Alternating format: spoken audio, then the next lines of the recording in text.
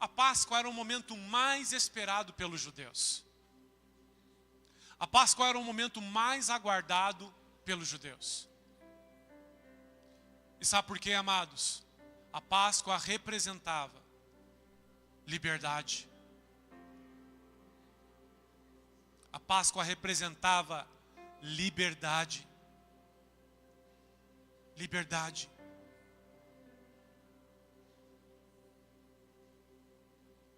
Eu gostaria que você, como cristão, não deixasse essa data, que para nós é tão especial, deixasse de lado. Amados, tantos brasileiros aguardam a chegada de fevereiro para pular o carnaval.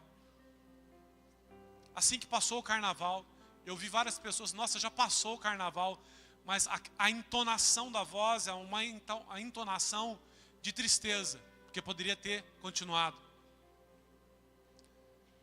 Agora, quando nós falamos de Páscoa, o que vem à sua mente? O que vem à nossa mente? Sabe, amados, para os judeus significa a Pessa, que é a Páscoa para eles, significa liberdade. Foi quando o anjo passou por cima, eles tiveram os seus filhos vivos. Foi quando a morte visitou todo o território egípcio. Mas a terra de Gósen estava cheia da glória de Deus. A mão de Deus estava sobre aquele lugar. Nós sabemos, irmãos, que a Páscoa não é o coelhinho da Páscoa. Por mais que a mídia, já há muitos anos, já desfigurou a imagem do Natal. Mas o problema não é a mídia desfigurar a imagem do Natal. O problema é quando os cristãos nem sequer... O que eu falei? Falei Natal? É que eu já estou com saudade do Natal. Não, eu falei errado, tá, gente? Obrigado. Olha pra você ver. Eu já estou avançando. Obrigado. Amados, quando a gente fala de Páscoa, nós deveríamos lembrar que alguém há mais de 2000 anos morreu por nós. E não foi qualquer pessoa, foi o próprio Deus encarnado. Evangelho de João, capítulo 1, diz lá: no princípio era o verbo. No princípio. No princípio. No princípio era o verbo. O verbo estava com Deus. E o verbo era Deus. Nós vimos a sua glória, como a glória do unigênito de Deus. Sabe, amados, eu falei de Natal, mas inconscientemente são as duas datas que eu mais gosto, irmãos. Páscoa e Natal. Porque primeiro, eu tenho um momento de estar com vocês, relembrando esse momento, amados, que nós comemoramos, porque Jesus declarou, Ele falou: todas as vezes que você se reunir para cear, anunciai a minha morte até que eu venha. E o Natal, amados, não importa se existem outras civilizações pagãs que adoravam outras divindades. O que importa é que um dia essa data foi marcada. A gente sabe que Jesus nasceu 25 de dezembro. Mas, irmãos, o que importa é que Jesus veio ao mundo. Veio ao mundo. O que importa é que a esperança foi manifesta entre os homens. É isso que importa. Ah, pastor, eu não gosto de comemorar nem isso, nem aquilo. Então, você vai falar sobre o quê? Amados, Paulo fala o seguinte: eu me fiz de sábio para com sábios. Me fiz de indouto, de uma pessoa rude, ou de não ter tanto conhecimento, para aqueles que não tinham tanto conhecimento. É sabedoria, irmãos. Sabedoria. Pode abrir comigo sua Bíblia no livro de Juízes, capítulo 13. Juízes, capítulo 13.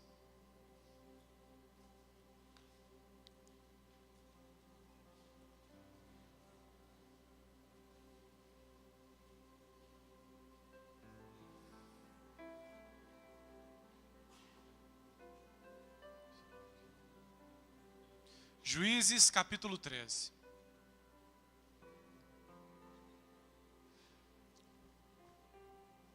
Todos encontraram? Amém? Todos encontraram? Amém. Amados, antes de lermos aqui, assim como todos os domingos e todos os dias, eu separo um momento para estar com o Senhor, para ouvir sua voz. E amados, não diferente do dia de hoje, eu gostaria de fazer a primeira pergunta, uma pergunta retórica, você não precisa responder. Mas é aquela pergunta que você já sabe. O que você fez assim que você abriu seus olhos pela manhã? Foi para o celular? Irmãos, boa parte da população do mundo faz isso. Às vezes nem é para conversar com o cônjuge, mas sim para ver o que estão falando ao meu respeito. Quantas curtidas eu tive, quantas visualizações eu tive. Sabe, amados, quando nós falamos de cristãos, nós falamos de pessoas que amam Jesus profundamente. E elas entendem que o primeiro momento, ao abrir os olhos, deveria ser de estar com o Senhor. Amados, quando nós pegamos a carta de 1 Coríntios no capítulo 2, Paulo ele começa a falar sobre o homem espiritual e o homem natural. E quando ele fala do homem espiritual, ele fala que ele discerne, ele consegue identificar coisas espirituais, ações espirituais à sua volta. Porque, amados, nós vivemos entre dois mundos. Nome de filme, né? Nós vivemos realmente entre dois mundos. Nós vivemos no reino dos homens e nós vivemos também no reino dos espíritos. Os espíritos a Bíblia classifica como anjos, seres celestiais e também espíritos malignos. Paulo escrevendo sua carta à igreja de Éfeso, ele fala de seres que atuam nas regiões celestes. E ele denomina, ele chama de principados e potestades, também de dominadores, que agem nessas regiões celestes, nesse mundo espiritual, e que atuam diretamente no mundo físico no qual nós vivemos. Na verdade, o que acontece no mundo dos espíritos, também chamado de regiões celestiais, é o que determina o mundo no mundo físico. Você vai lembrar em Daniel, quando ele está agora sobre o segundo governo que ele agora serve, que é dos persas. E você vai lembrar que ele já está orando 21 dias. E ele não toma banho, ele está ali em jejum buscando a Deus. Até que um ser veio das regiões celestes, um anjo veio e se apresentou a ele. Eu sou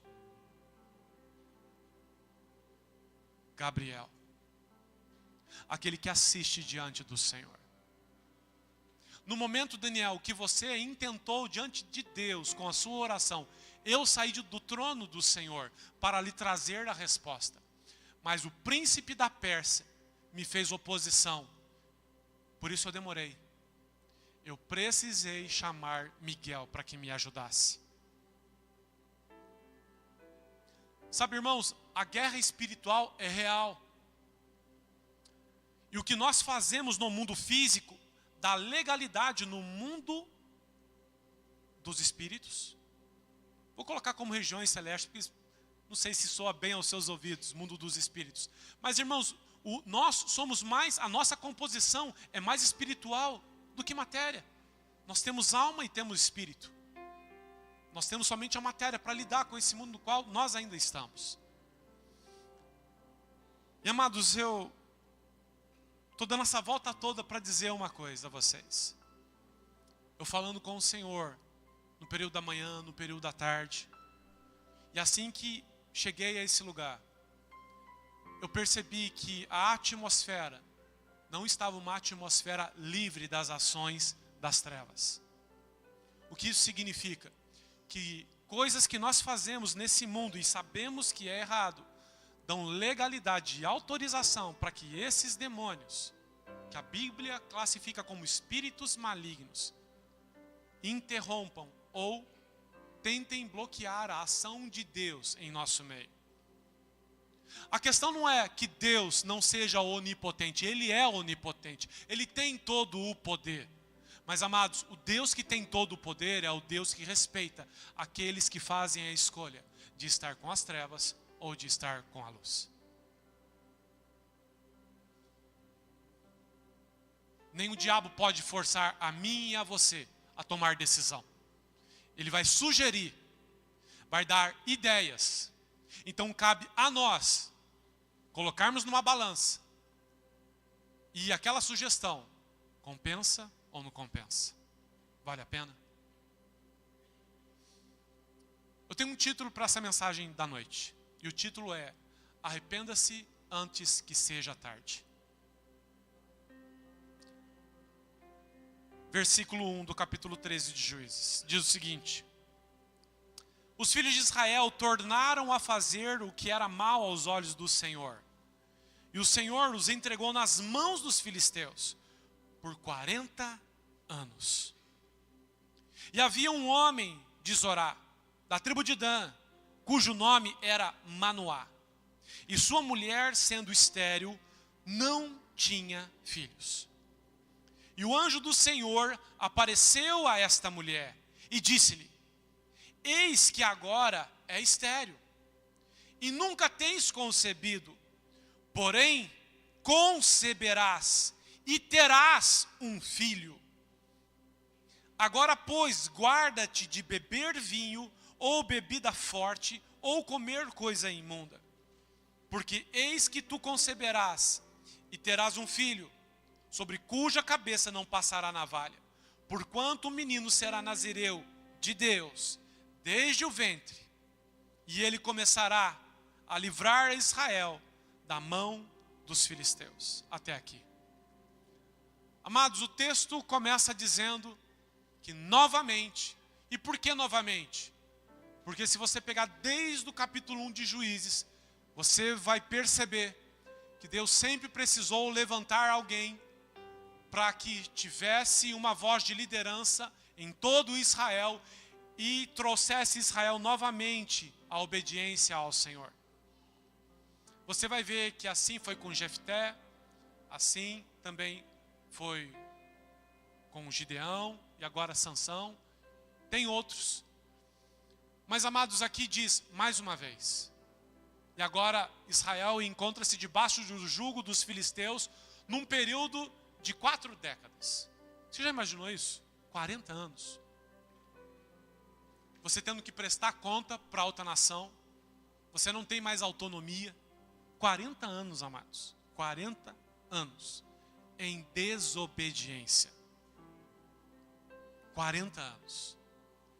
E a Bíblia diz que Deus envia, a Bíblia diz, o anjo do Senhor. No artigo definido da língua portuguesa, o anjo do Senhor, dentro do que nós chamamos, na teologia, é uma teofania, ou seja, é Deus se manifestando na forma humana e se mostrando aos homens. Sempre quando a Bíblia fala o anjo do Senhor, está diretamente ligado à pessoa de Jesus. O anjo do Senhor. E a Bíblia declara que esse anjo do Senhor se apresenta diante dessa mulher, esposa de Manoá, da tribo de Dan, e fala: eis que agora você é estéril. Você não tem filho. Eis que agora você é. Porém,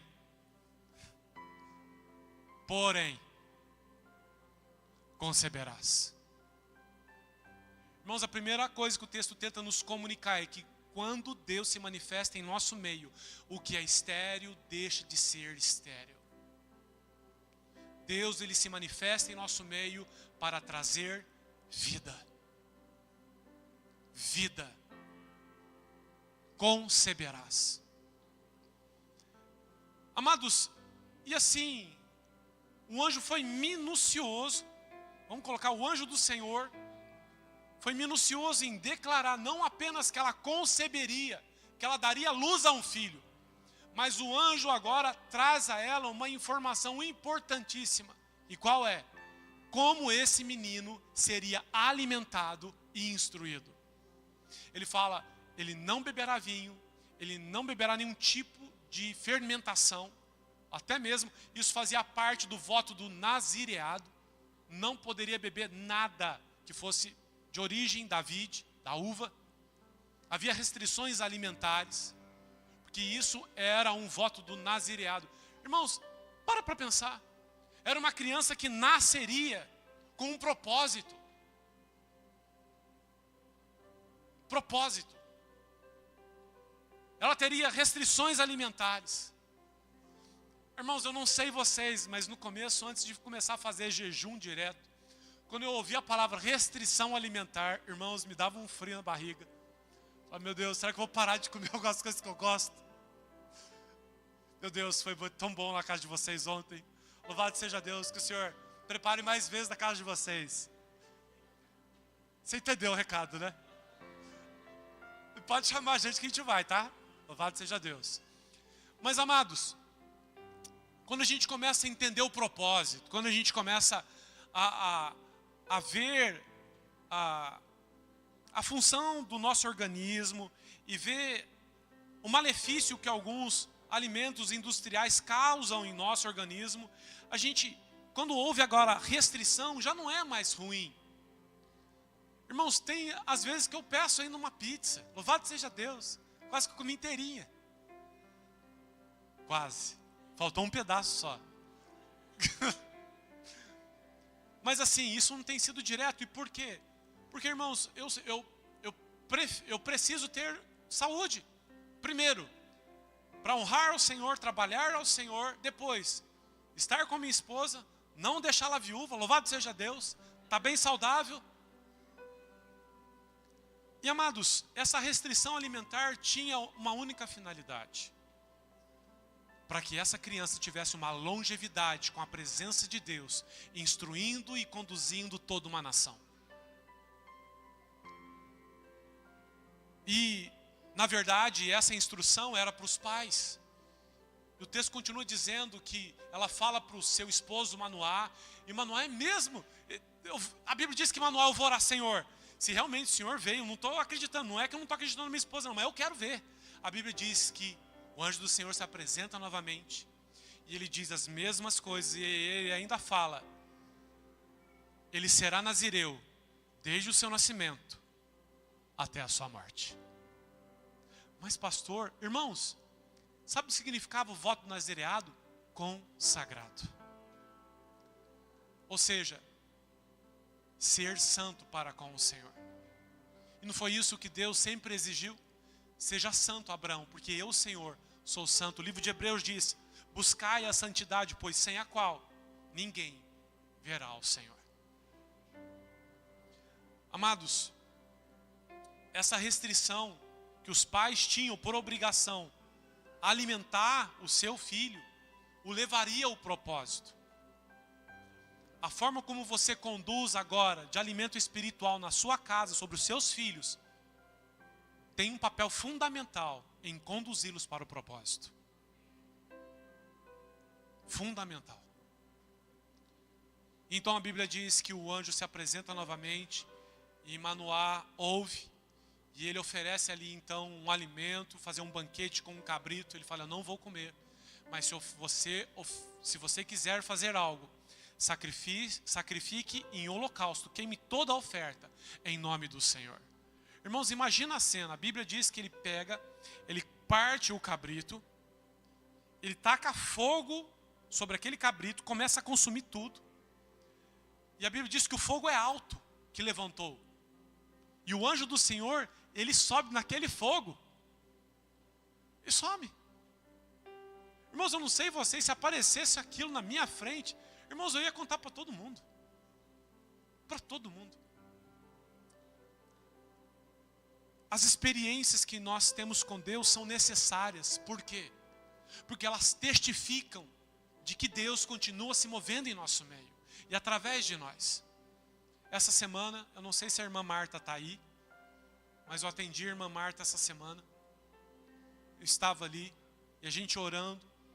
Eu comecei, antes de orar, eu estava conversando com ela. E a gente conversava, irmãos, foi uma forma tão singular que Deus se manifestou ali. Tinha momentos que eu estava conversando com essa irmã, eu senti uma presença forte do Espírito Santo, mas muito forte. Eu falei, Deus vai fazer alguma coisa aqui, não é possível. Daqui a pouco ela me fala, pastor, eu tenho encurtamento na perna. Eu falei, estica a perna, irmã.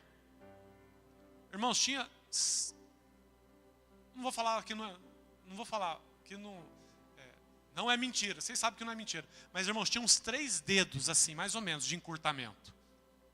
Eu falei, você crê que Jesus pode agora fazer com que essa perna sua, ou o osso vai crescer, ou sua perna vai esticar. Alguma coisa vai acontecer. Irmãos, tinha uma unção muito forte. Muito forte. Eu peguei o calcanhar dela. Eu falei, meu Deus, é grande. A distância.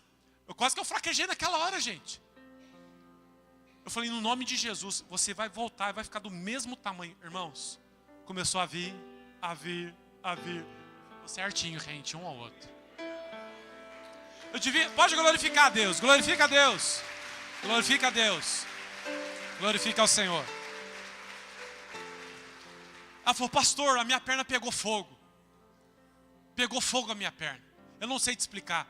Eu estava com os olhos fechados, mas como se fosse uma teia de aranha preta saindo da minha perna. Irmãos, ali eu orando. Falei, nossa, eu devia ter gravado isso, mostrar para os irmãos, que da hora. Não tinha filmadora nos tempos de Jesus, gente, imagina só. E Manoá viu aquela manifestação tão gloriosa. Então a Bíblia diz que essa criança começa a crescer. Capítulo 14, versículo 1. E desceu Sansão a Timnate. E vendo em Timnate uma mulher das filhas de Filisteu, subiu e declarou-se ao seu pai, à sua mãe, e disse, vi uma mulher em Timnate, das filhas dos filisteus. Agora, pois, tomai-me por mulher. Porém, seu pai e sua mãe lhe disseram, não há porventura mulher entre as filhas dos teus irmãos, nem entre o povo, o meu povo, para que tu vás tomar mulher dos filisteus, daqueles incircuncisos. E disse Sansão ao seu pai, toma-me esta, porque me agrada aos meus olhos. Mas seu pai e sua mãe não sabiam que isto vinha do Senhor, pois buscava a ocasião contra os filisteus, porquanto naquele tempo os filisteus dominavam sobre Israel. Até aqui. Sabe, irmãos, a gente sabe que Deus estabeleceu ali, por intermédio de Moisés, para que não tomasse de outras nações.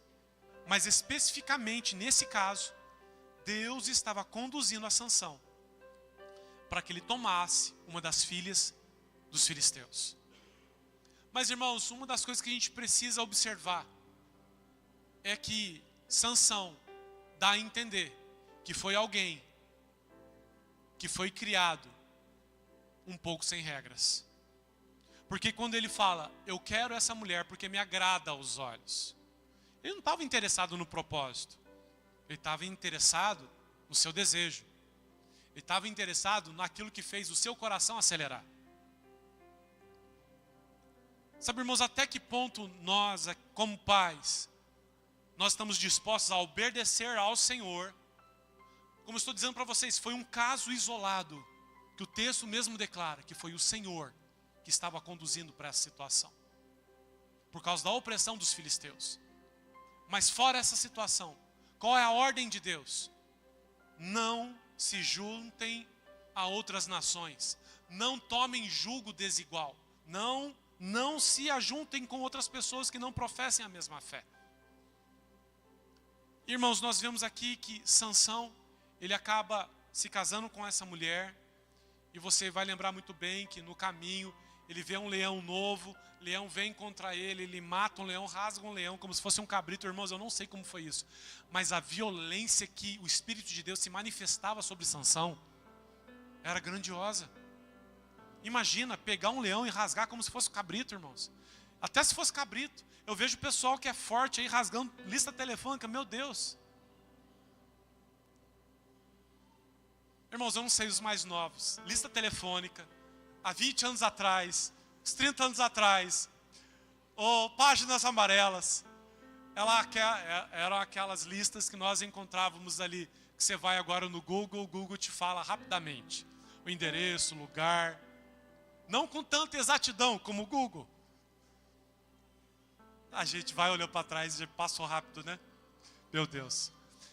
Amados, então nós vemos aqui que Sansão, ele acaba se casando com a mulher. E ele propõe um enigma. E a mulher, como era filisteia, ela acaba fazendo um conluio com os outros lá. E ela descobre ali um enigma que Sansão propõe. E eles falam. E Sansão fica muito bravo e volta para a casa do papai e da mamãe. Acabou de casar. E volta para a casa do papai e da mamãe. Casou? A sua responsabilidade é a sua esposa. Casou? A sua responsabilidade é o seu marido. Fez beicinho e voltou para a casa do papai. Passaram-se algumas semanas ou dias, o texto não é muito claro. Sansão volta para Timnate. Vim ver minha esposa. O pai da mulher não. Por quê? Ele não queria deixar Sansão ver a esposa, porque nem a esposa estava ali. O pai achou que Sansão nem voltaria. Tamanha raiva que ele havia ficado e deixado Timnate. Na verdade, aquela que deveria ser sua esposa foi dada como esposa a um dos seus colegas ali, que estavam participando do casamento. Muito amigo. E amados, então, a Bíblia diz que o pai falou assim, ela foi dada para um dos rapazes que estavam contigo no casamento. Eu tenho essa aqui, é mais bonita que aquela, toma essa aqui. Eu falei, não. Irmãos, a Bíblia diz que ele fica revoltado. E essa revolta faz com que lá na frente esse homem, aquela mulher morram. Ele incendeia ali toda a plantação dos filisteus, cereais, olivais, vinhas ali. Tudo para o seu ego. Tudo para a sua vontade. O que ele achava, o que ele pensava. Irmãos, entende? Alguém que foi resposta para livrar a nação de Israel do jugo dos filisteus. E se comportando como alguém irresponsável. Irresponsável. Ele era juiz, irmãos. Juiz de toda uma nação. Juiz. Sansão, nós poderíamos dizer, era a representação do exército de um homem só.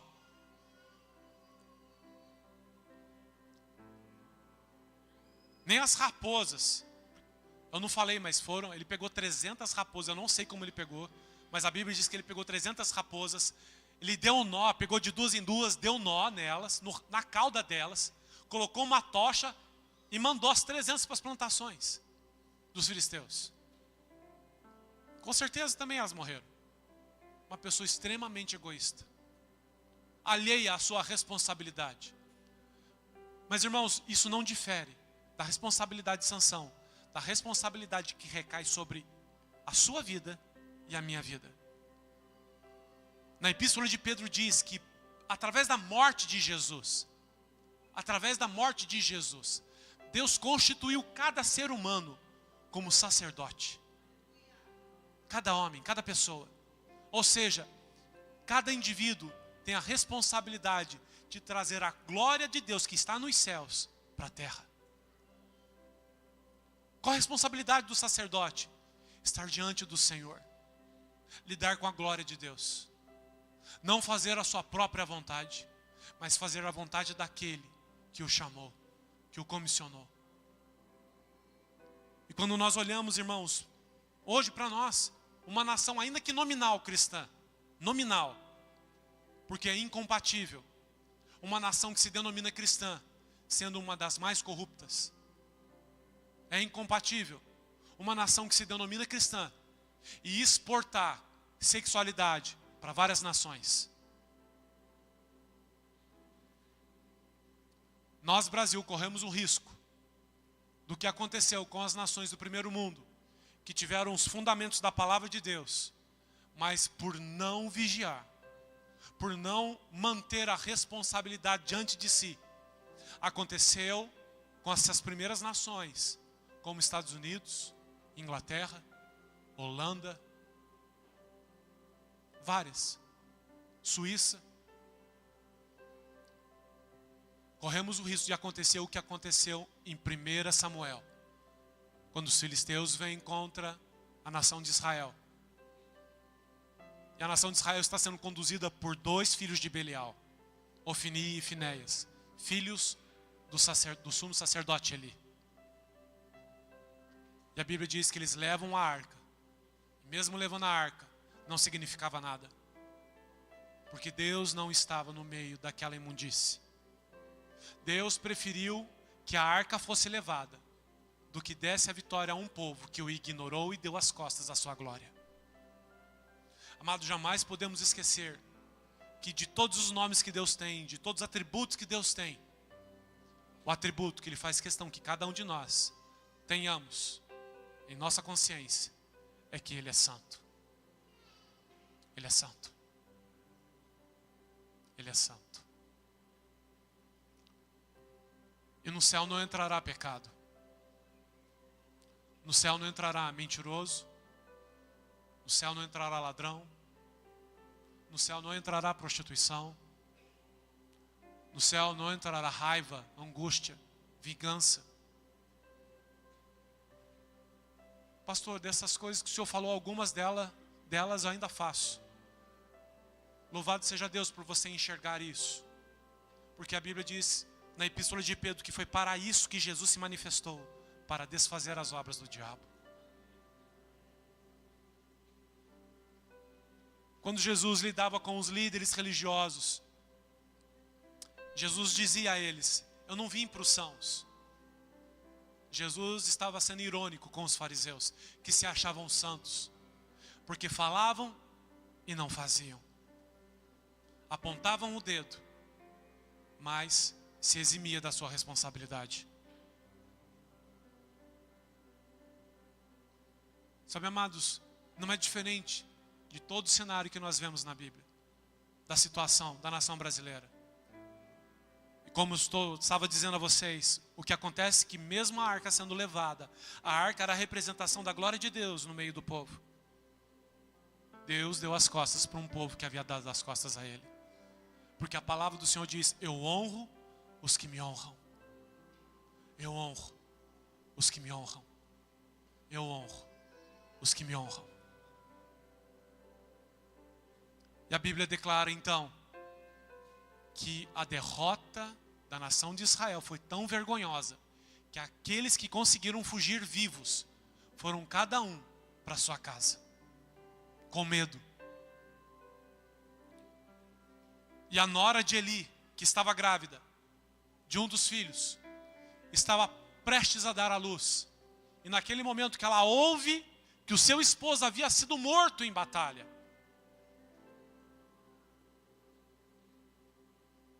ela dá à luz à criança naquele momento de dor. E ela dá um nome, que depois foi mudado. E qual foi o nome? Icabod. Icabod significa o que, pastor? Os filisteus levaram a arca, que era a representação da glória de Deus no meio do povo. Quando aquela mulher diz Icabod, significa: a glória de Deus se foi. Foi-se a glória de Deus. Sabe, amados, o tempo que nós estamos vivendo, ainda a glória de Deus se move no meio daqueles que invocam ao Senhor.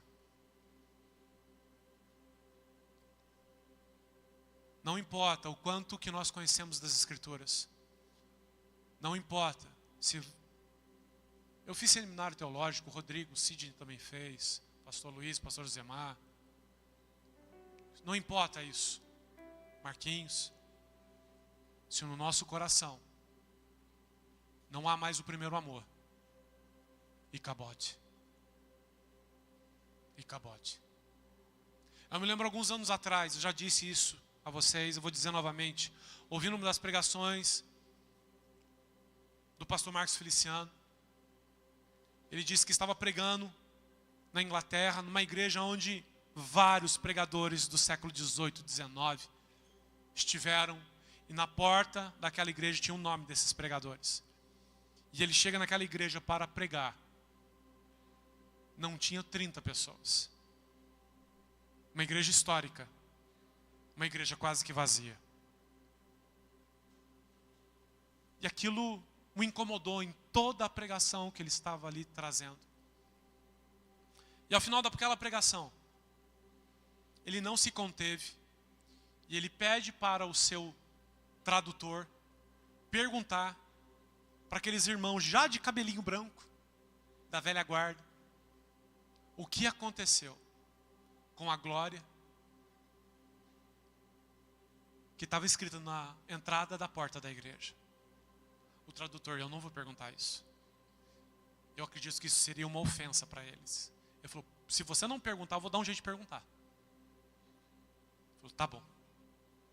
Irmãos, assim que o tradutor pergunta para eles o que aconteceu, esse senhor abaixou a cabeça, com os seus olhos quase marejando. Ele disse uma única palavra: Icabod. Foi-se a glória de Deus. Sabe, irmãos, nós temos tudo. Temos um bom templo, ar-condicionado, temos uma boa palavra, bons instrumentos, uma boa música. Mas e o coração?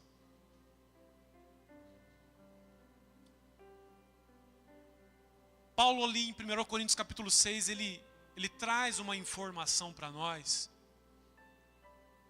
que é de extrema importância. Ele fala: não sabeis que vocês são templos do Espírito Santo e que o Espírito de Deus habita em vocês? Se vocês destruírem um templo de Deus, Deus os destruirá. Amados, eternidade é real. Infelizmente, início do final de semana, um filho de um pastor muito querido da cidade veio a óbito. Veio a óbito. Você pode me dizer: pastor, mas morre gente todos os dias? Sim. Mas você sabe quando existem pessoas que a morte dela mexe com você? Principalmente daqueles que são arautos da verdade. Sabe, irmãos, Jesus ali em Mateus capítulo 7, a partir do verso 18, 19, 20 e 21, ele começa: naquele grandioso dia, naquele dia, muitos dirão. Que dia é esse? No dia em que todos os homens se apresentarão diante do Senhor. Pastor, não acredito nisso. Você tem todo o direito, mas você irá se apresentar diante daquele que tem olhos como chama de fogo, daquele que da boca, sua boca sai uma espada que se assemelha, não é uma espada ali, ele vê, mas é uma metáfora. É um poder que sai da boca dele que lembra uma espada aguda de 2 fios, que a eficácia dela é letal. São palavras cortantes, palavras que ferem profundamente. É o Rei da Glória. Amados, nós estaremos diante daquele que conhece e sonda mentes e corações. A gente está falando nessa noite de um homem que passou seus 20 anos vivendo em função de si mesmo, de suas vontades, sendo ungido para ser um libertador, e vivendo como se nem sequer o nome do Senhor conhecesse. Sabe, amados, Deus é tão misericordioso, tão misericordioso. Quantas vezes nós sabemos que Deus se manifestou em nossa vida com sua graça e misericórdia, e ainda continua se manifestando, continua. A gente vê aqui, nos próximos capítulos, que Sansão deseja apenas vingança. A Bíblia diz então que ele vai para Gaza. Irmãos, os filisteus tinham 5 cidades, chamadas de Pentápolis. E Gaza era uma dessas cidades. E esse camarada, ele sai da tribo de Dan, de Zoar, que pertencia à tribo de Dan. Irmãos, é mais de 60 quilômetros. Vocês imaginam, a Bíblia diz que no momento em que o Espírito do Senhor vinha sobre ele, irmãos, ele quebrava tudo, não tinha para ninguém. Vocês vão lembrar que quando ele mata esses homens por conta do casamento que ele ficou bravo, e a Bíblia diz que os filisteus então armam contra ele, e ele vai se esconder numa caverna, e os filisteus vêm até a tribo ali dos israelitas, e eles acabam entregando Sansão, e Sansão, ele desfaz aquilo como se fosse uma corda queimada, e a Bíblia diz que ele vê uma queixada de jumento fresca, e ele mata mais de 1000 filisteus, irmãos. Eu não sei aqui se vocês assistiram o filme 300 de Esparta. Irmãos, aquilo que os 300 de Esparta fizeram, empilhando os corpos dos persas, foi o que Sansão fez. Ele empilhou os corpos dos filisteus. Ele diz montões e mais montões. E para que aquilo? Para afrontar quem visse aquela pilha. Ele fala, eu não quero ser um daquela pilha não.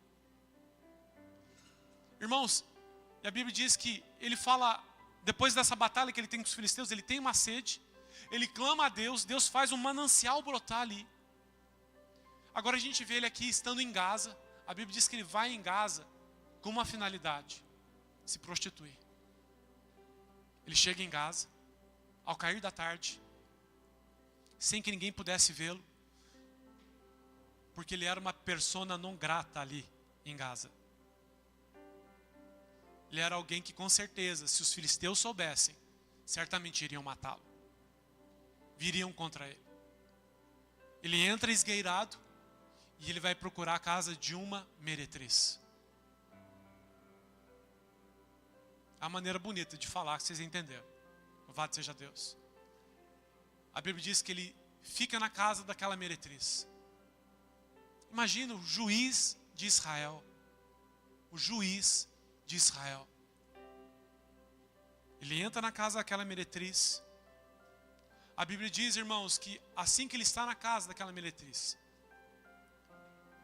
os habitantes de Gaza, eles ouvem e eles sabem que Sansão está ali. E o que eles fazem? Eles bolam um plano de ficar fazendo guarda até o amanhecer, para que assim que o sol raiasse, eles pudessem ir contra Sansão e matá-lo. Mas a Bíblia diz que lá pela meia-noite, Sansão desperta. Pela meia-noite. Sabe, amados, quando nós olhamos para a Bíblia, meia-noite, alguns acontecimentos sobrenaturais, alguns acontecimentos da parte do Senhor, nós podemos lembrar. Mateus capítulo 25, na parábola das virgens. Elas adormeceram. Vocês vão lembrar de Paulo e Silas, por volta da meia-noite, cantando aquele corinho de fogo, tremeu tudo. Por volta da meia-noite. Quem entrou na casa daquela meretriz não foi um juiz. Foi alguém que estava vivendo em função de uma unção que não estava sendo honrada. Mas agora, quando se dá meia-noite, a Bíblia diz que Sansão se levanta.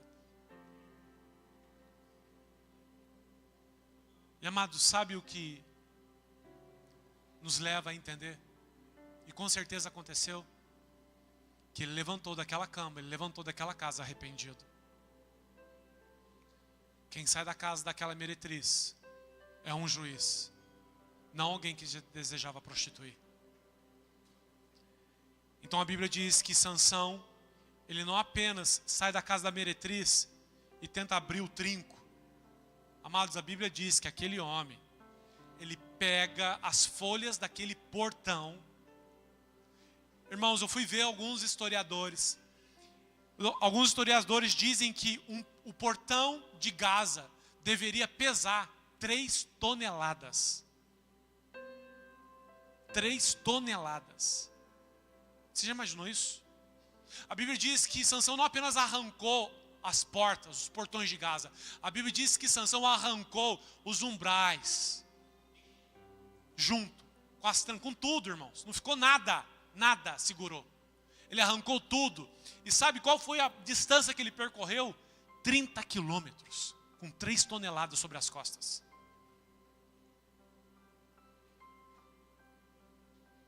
Porque ele se arrependeu. Por que você tem certeza, pastor, que ele se arrependeu?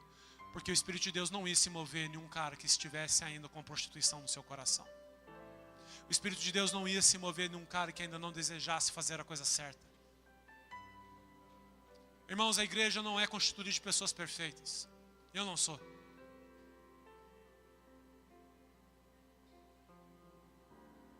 A igreja é um local onde os doentes conseguem encontrar a cura, conseguem encontrar alívio e, principalmente, conseguem desfrutar de uma nova natureza. 30 quilômetros com 3 toneladas nas costas.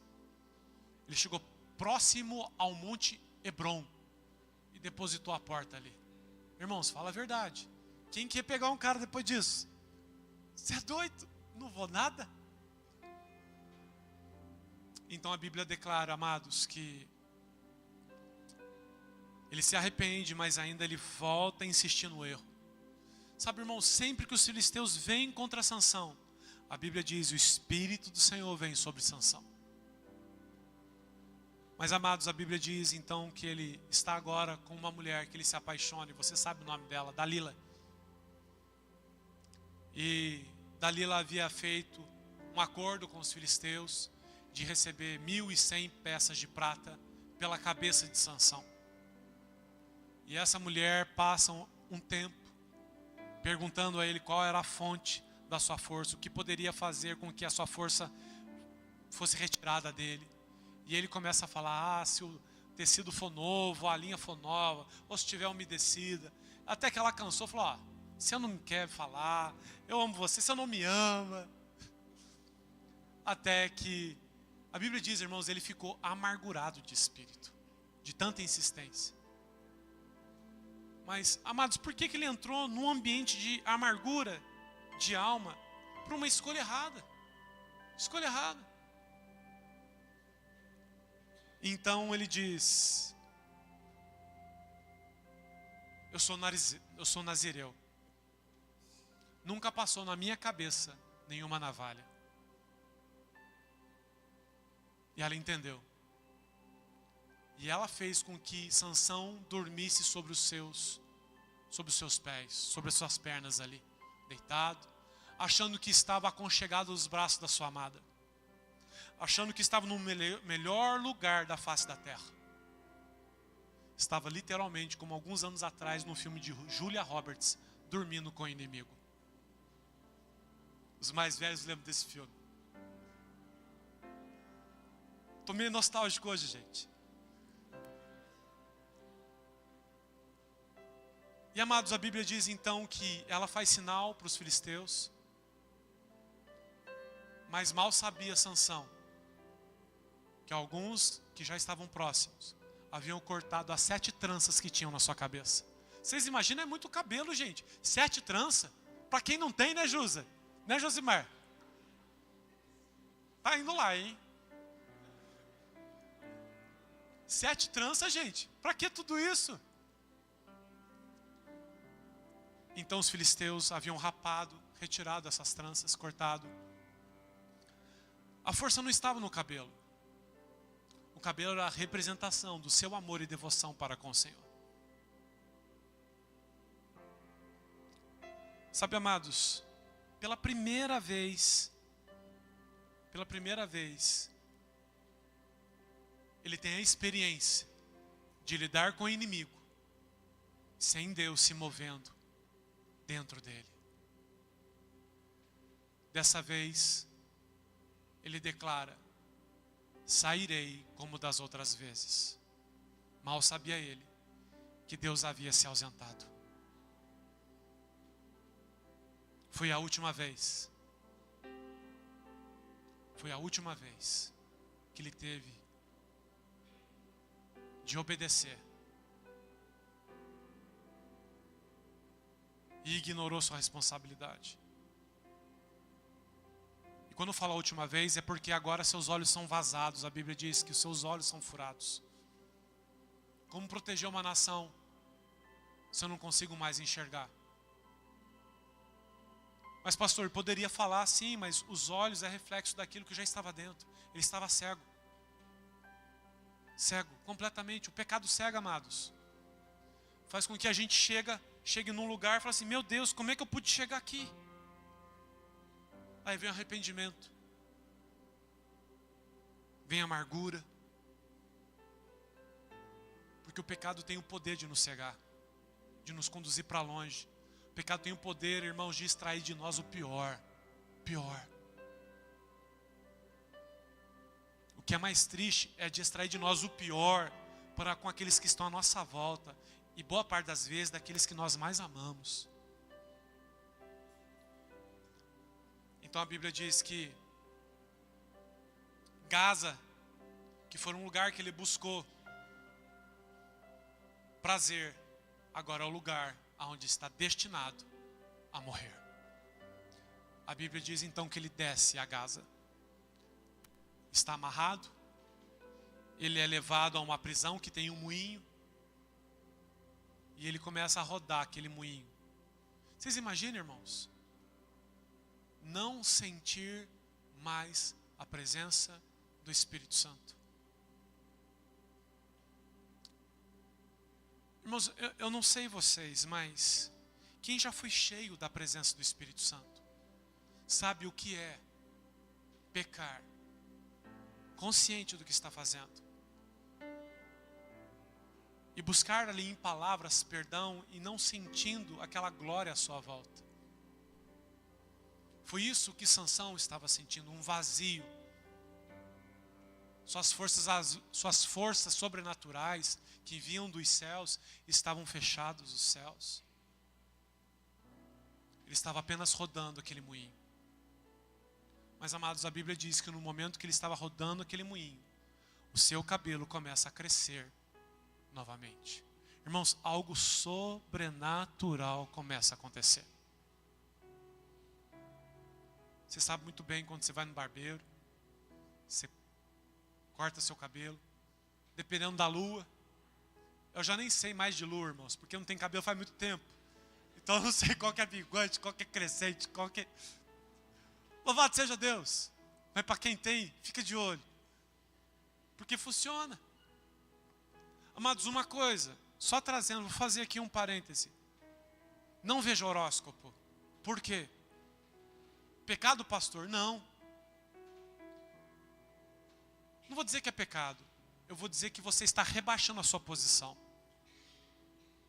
Porque os astros foram feitos para a glória de Deus, não para influenciar o seu futuro. Os astros foram feitos para trazer administração sobre a terra, influência sobre a terra, não influência sobre o seu presente, passado e futuro. Quando você vai lá, dar uma olhadinha no horóscopo, vou ver o que o horóscopo tem para me dizer. Meu irmão, você está se rebaixando numa condição da qual você jamais deveria sequer pensar. Os astros não têm essa finalidade.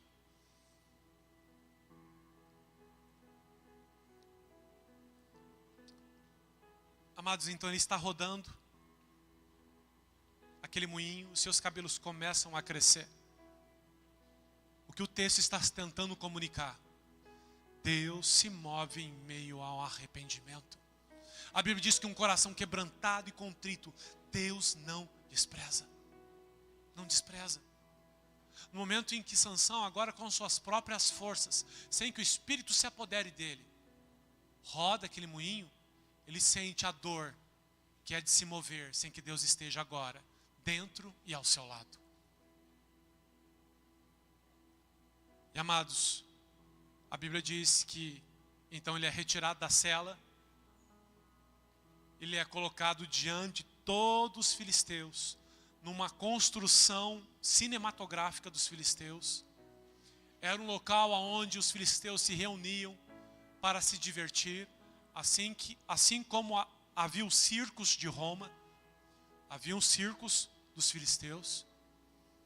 E então agora Sansão é colocado para entreter os filisteus. Sabe? Você consegue imaginar isso?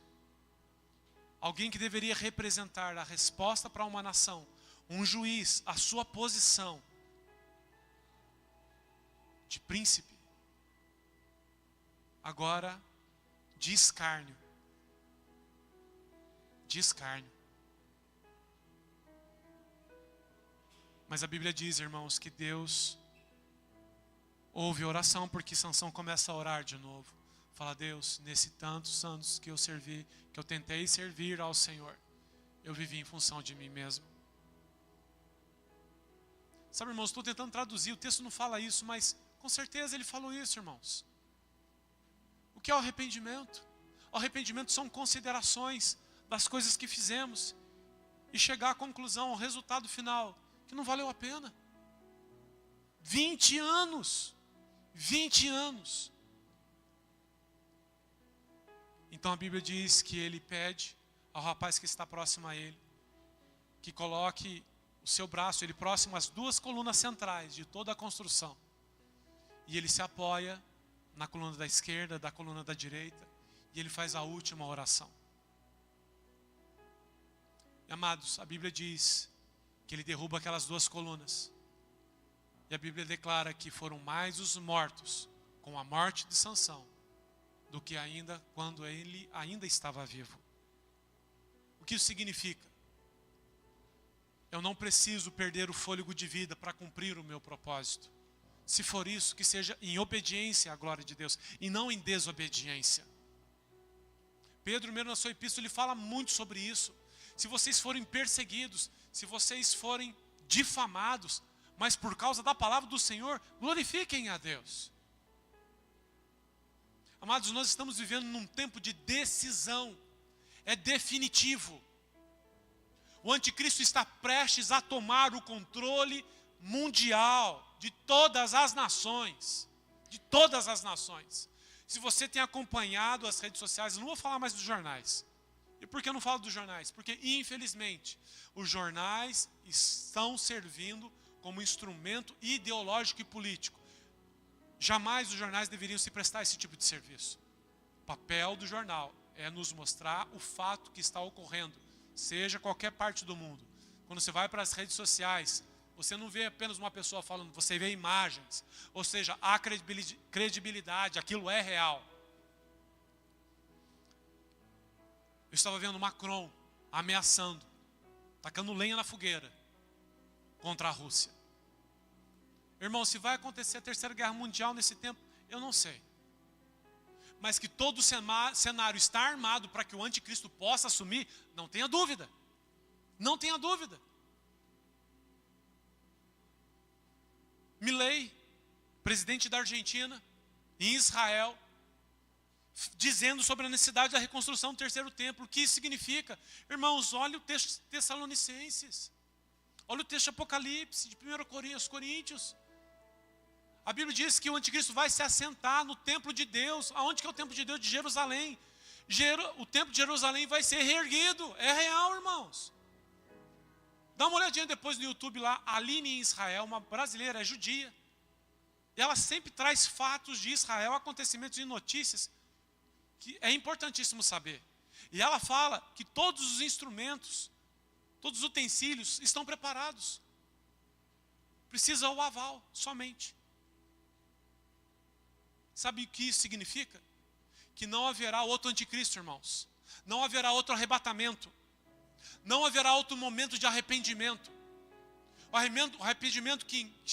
arrependimento que existe encontra-se agora. É agora o momento. Não é para amanhã. Sansão perdeu 20 anos da sua vida, vivendo em função de si mesmo. Você que é jovem, adolescente, jovem, o mundo é essa podridão. É um lixo. Os artistas que você, às vezes, aplaude, é tão pior que você.